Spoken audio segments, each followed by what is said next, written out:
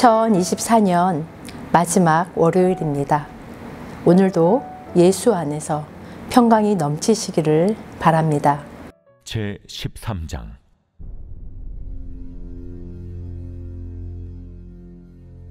여호와의 말씀이 내게 임하여 이르시되, 인자야, 너는 이스라엘에 예언하는 선지자들에게 경고하여 예언하되, 자기 마음대로 예언하는 자에게 말하기를, 너희는 여호와의 말씀을 들으라.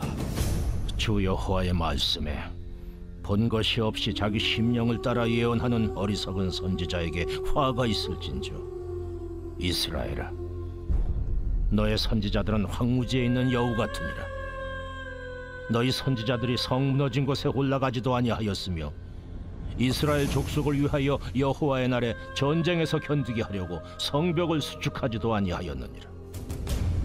여호와께서 말씀하셨다고 하는 자들이 허탄한 것과 거짓된 점괘를 보며 사람들에게 그 말이 확실히 이루어지기를 바라게 하거니와, 그들은 여호와가 보낸 자가 아니라 너희가 말하기는 여호와의 말씀이라 하여도 내가 말한 것이 아닌즉 어찌 허탄한 묵시를 보며 거짓된 점괘를 말한 것이 아니냐.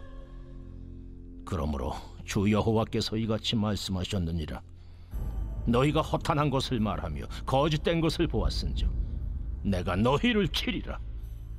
주 여호와의 말씀이니라. 그 선지자들이 허탄한 묵시를 보며 거짓 것을 점쳤으니 내 손이 그들을 쳐서 내 백성의 공회에 들어오지 못하게 하며, 이스라엘 족속의 호적에도 기록되지 못하게 하며, 이스라엘 땅에도 들어가지 못하게 하리니 너희가 나를 여호와인 줄 알리라. 이렇게 칠 것은 그들이 내 백성을 유혹하여 평강이 없으나 평강이 있다 함이라. 어떤 사람이 담을 쌓을 때에 그들이 회치를 하는도다. 그러므로 너는 회칠하는 자에게 이르기를, 그것이 무너지리라.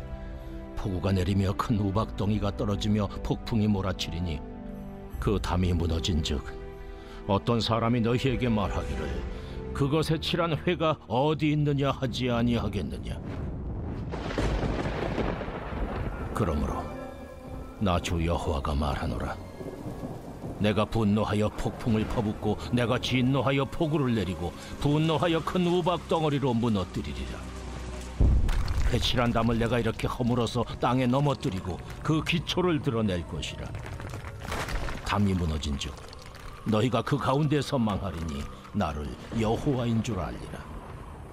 이와 같이 내가 내 노를 담과 회칠한 자에게 모두 이루고 또 너희에게 말하기를, 담도 없어지고 칠한 자들도 없어졌다 하리니, 이들은 예루살렘에 대하여 예언하기를 평강이 없으나 평강의 묵시를 보았다고 하는 이스라엘의 선지자들이니라. 주 여호와의 말씀이니라.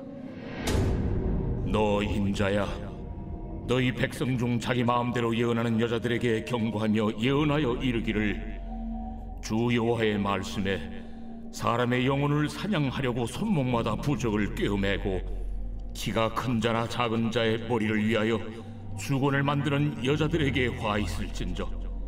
너희가 어찌하여 내 백성의 영혼은 사냥하면서 자기를 위하여는 영혼을 살리려 하느냐. 너희가 두어온 금 보리와 두어 조각 떡을 위하여 나를 내 백성 가운데서 욕되게 하여 거짓말을 고지 듣는 내 백성에게 너희가 거짓말을 지어내어 죽지 아니할 영혼을 죽이고 살지 못할 영혼을 살리는도다. 그러므로 나 주 여호와가 이같이 말하노라. 너희가 새를 사냥하듯 영혼들을 사냥하는 그 부적을 내가 너희 팔에서 떼어버리고 너희가 새처럼 사냥한 그 영혼들을 놓아주며, 또 너희 수건을 찢고 내 백성을 너희 손에서 건지고 다시는 너희 손에 사냥물이 되지 아니하게 하리니 내가 여호와인 줄을 너희가 아니라. 내가 슬프게 하지 아니한 의인의 마음을 너희가 거짓말로 근심하게 하며, 너희가 또 악인의 손을 굳게 하여 그 악한 길에서 돌이켜 떠나 삶을 얻지 못하게 하였은즉 너희가 다시는 허탄한 묵시를 보지 못하고 전복도 못할지라. 내가 내 백성을 너희 손에서 건져내리니 내가 여호와인 줄을 너희가 아니라 하라.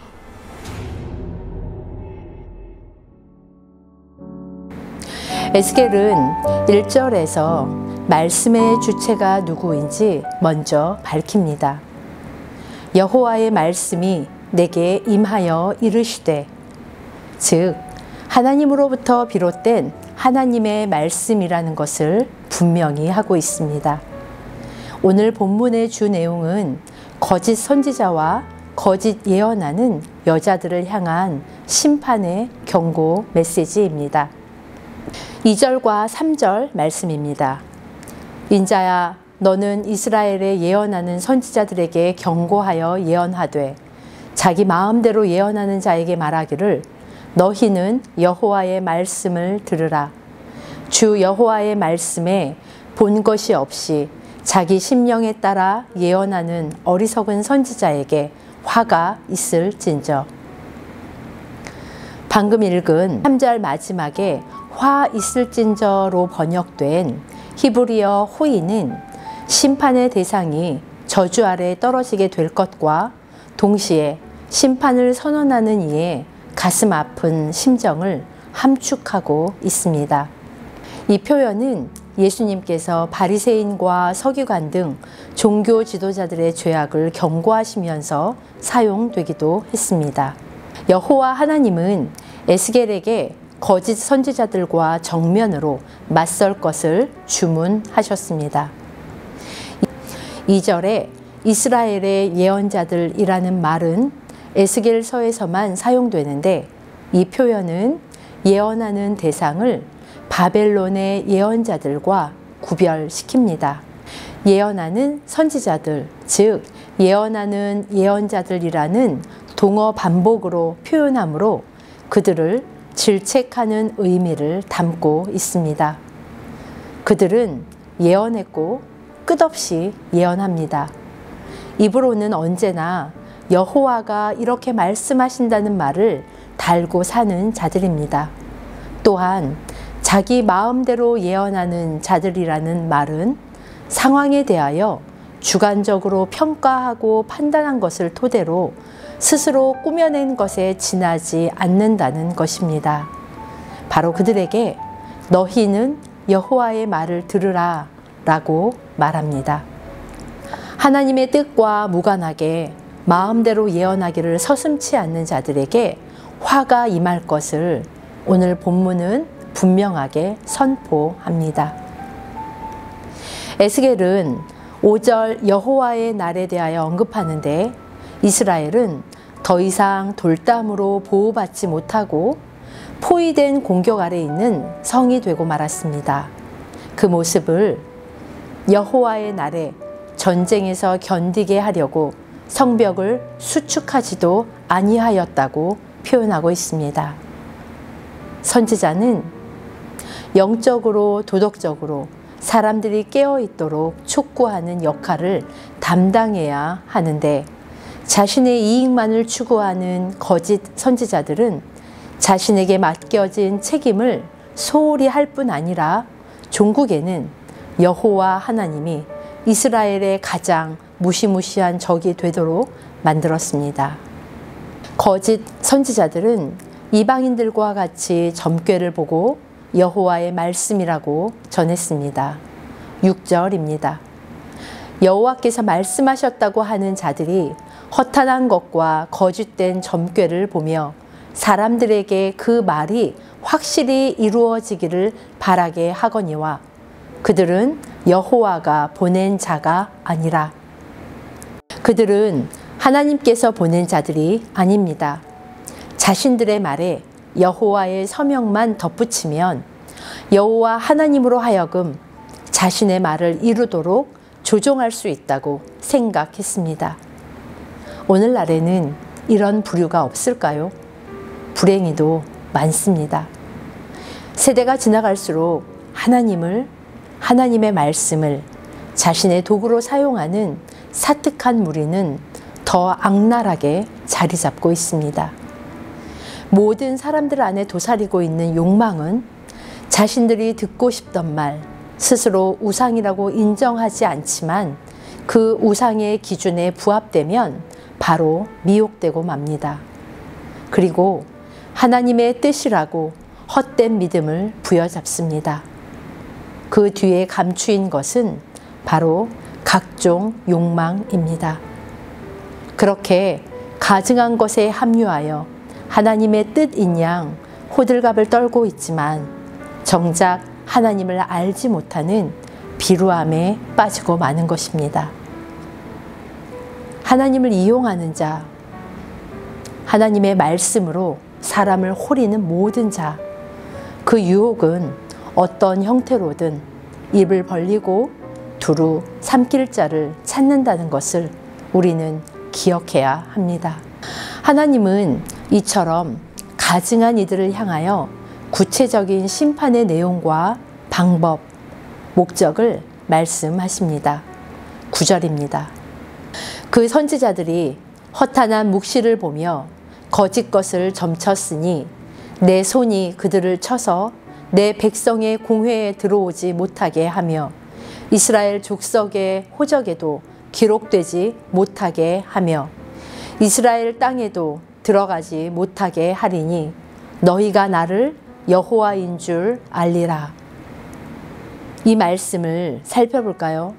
첫째, 백성의 회중에 속하지 못한다고 말합니다. 이스라엘은 여호와와 특별한 언약 관계를 통해서 하나로 연합된 신앙 공동체를 구성합니다. 그러나 이제는 여호와 하나님뿐 아니라 그 언약 공동체와 무관한 사람이 된다는 것을 의미합니다. 둘째, 이스라엘의 호적, 그러니까 족보에도 기록될 수 없다는 것은 법적, 사회적 권리를 행사할 자격이 박탈된다는 것입니다. 셋째, 이스라엘 땅에 들어가지 못한다는 것은 포로에서 귀환하는 기쁨도 맛보지 못하고 이방인으로서 계속해서 떠돌게 된다는 것을 의미합니다. 또한 말씀에서 심판의 방법으로 내 손이라고 표현하고 있습니다. 창조주인 하나님을 피조물인 사람의 신체에 빗대어 표현하므로 사람들의 이해를 도울 뿐 아니라 하나님의 분명한 심판의 의지를 보이기 위함입니다. 이렇게 사람의 눈높이에 맞추어 심판의 분명한 의지와 그 내용을 말씀하신 목적은 분명했습니다. 9절과 14절, 21절과 23절에 이렇게 기록되어져 있습니다. 너희가 나를 여호와인 줄 알리라. 바로 이 말씀입니다. 이는 하나님 스스로 살아계신 여호와의 존재에 대한 증명이었고 백성들을 향한 하나님의 간절함이었습니다. 하지만 10절을 보면 백성들은 거짓 외침과 유혹에 빠져 거짓 평강의 담을 쌓고 회반죽으로 덮어버렸습니다. 10절입니다. 그들이 내 백성을 유혹하여 평강이 없으나 평강이 있다 함이라. 어떤 사람이 담을 쌓을 때에 그들이 회치를 하는도다. 본문에 유혹으로 번역된 원어 히투는 길을 잃게 만들었다는 의미입니다. 거짓 선지자들은 잘못된 길을 걷는 백성들에게 겉으로는 그럴듯해 보이는 말로, 듣기 좋은 말로 지금 바른 길을 걷고 있다는 착각에 빠뜨려 계속해서 죄악에 머물게 합니다. 우리는 이로부터 자유로울까요? 우리와 에스겔 당시의 사람들은 다를까요? 그들은 미련하고 우리는 지혜로울까요? 그들처럼 우리는 길을 잃지 않고 바른 길만 걷고 있을까요? 실상 주변에 얼마나 많은 거짓과 아집의 소리들, 길을 잃게 만드는 입들이 많은지 돌아보아야 합니다. 너무나 당연하고 자연스러워서 깨닫지 못하고 물들어갈 수 있다는 것을 자각해야 합니다. 17절부터는 거짓 예언하는 여자들을 향한 심판 경고가 이어집니다. 16절까지의 거짓 선지자들과 같이 거짓 예언하는 여자들도 이방의 행위를 답습했고 자기 마음대로 예언했습니다. 따라서 이들을 향한 심판의 경고도 동일합니다. 바로 화 있을진저입니다. 그들은 여호와 백성의 영혼을 사냥하고 자기의 영혼은 살 수 있다고, 건짐을 받을 수 있다고 생각합니다. 18절 후반절을 읽어보겠습니다. 너희가 어찌하여 내 백성의 영혼은 사냥하면서 자기를 위하여는 영혼을 살리려 하느냐. 이제 20절부터 앞선 방법과는 다른 하나님의 존재 증명이 이어지는데 바로 구원입니다. 그러므로 나 주 여호와가 이같이 말하노라. 너희가 새를 사냥하듯 영혼들을 사냥하는 그 부적을 내가 너희 팔에서 떼어버리고 너희가 새처럼 사냥한 그 영혼들을 놓아주며 또 너희 수건을 찢고 내 백성을 너희 손에서 건지고 다시는 너희 손에 사냥물이 되지 아니하게 하리니 내가 여호와인 줄을 너희가 알리라. 하나님께서 거짓 예언하는 여자들에게 사로잡힌 자들을 구하고 보호하심을 통하여 당신을 증명하시겠다고 말씀하십니다. 심판의 대상은 반드시 심판받고 그에게 억눌렸던 자들은 구원을 얻게 될 것입니다. 이것이 심판의 양면성입니다. 훗날 갇힌 자를 자유롭게 하시며 눌린 자를 자유롭게 해주신 예수님의 모습에서도 그대로 나타납니다. 13장의 마지막 절은 구원의 약속과 그 목적을 다시 한번 언급합니다. 23절입니다. 너희가 다시는 허탄한 묵시를 보지 못하고 전복도 못할지라. 내가 내 백성을 너희 손에서 건져내리니 내가 여호와인 줄을 너희가 알리라 하라. 에스겔을 통해 말씀을 전하신 이유는 분명합니다. 거짓 선지자들을 향한 격한 하나님의 심판의 경고를 전하는 이유도 분명합니다. 거짓 예언하는 여자들에게, 사로잡힌 백성들에게 구원을 선포하신 이유 역시 아주 분명합니다. 우리로 하여금 누가 여호와 하나님인지 바로 알게 하기 위함입니다. 길을 잃고 헤매는 아이를 향해 먼 발치에 서서 아버지가 목청을 높이며 부르는 이유를 우리는 충분히 헤아릴 수 있습니다. 아버지를 잃은 아이를 위해서 자신의 존재를 소리 높여 드러내는 아버지의 모습입니다. 아버지는 이렇게 말하는 것입니다. 내가 바로 여기 있다. 그렇습니다. 바로 예수님이 이 땅에 오신 이유도 마찬가지입니다. 오늘도 하나님의 섭리 안에서 예수 그리스도로 인하여 날마다 지어져 가는 우리들이기를 예수님의 이름으로 축복합니다.